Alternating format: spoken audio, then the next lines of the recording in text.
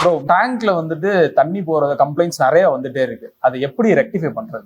நார்மலா water wash பண்ணும்போதும் சரி, நீங்க சர்வீஸ் பண்ணும்போதும் சரி, நீங்க இந்த ஹோல்ஸ்ல இருக்க இந்த உள்ள இருக்கும் பிளாக்கிங் இருக்கும். ஆக்சுவலா இந்த பிளாக்கிங் அடைச்சிருந்துச்சு அப்படின்னா நீங்க சர்வீஸ் சென்டர் போயிட்டு டைரக்டா ஃபுல்லா க்ளீன் பண்ணிட்டோம் அப்படின்னா சரி ஆயிரும். ஆனா அப்படி இருந்துமே நீங்க சரி பண்ணல, நீங்க அப்படியே இருந்துச்சு அப்படின்னா இந்த தண்ணி ஃபுல்லா மேலே தேங்கிக்கிட்டே இருக்கும். இந்த ரப்பரோட தன்மை வந்து ஹார்ட் ஆயிரும். ஹார்ட் ஆயிடுச்சுன்னு சொன்னோம் அப்படின்னாவே பார்த்தனாவே உங்களுக்கே தெரியும். இது ஃபுல்லாமே இந்த கச்சா இருக்கு பாத்தீங்களா, இதுல இருந்து என்ன ஆகும்னா மைல்டா அப்படியே உள்ள போக ஆரம்பிச்சு தண்ணி. இது அப்படியே பெட்ரோலோட மிக்ஸ் ஆகிறதுனால டைரக்டா இன்ஜெக்ட் பண்ணும்போது இன்ஜினுக்குள்ள போயிட்டு நம்ம கரெக்டான ஃபியூல் நேரம் உள்ள இருக்காது.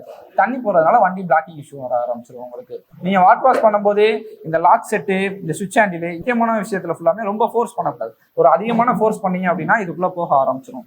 ரொம்ப சின்ன சின்ன விஷயம் தான். இதை மட்டும் நம்ம ஃபாலோ பண்ணோம்னாலே இந்த டேங்குக்குள்ள தண்ணி போற விஷயத்த நம்ம தடுத்துடலாம்.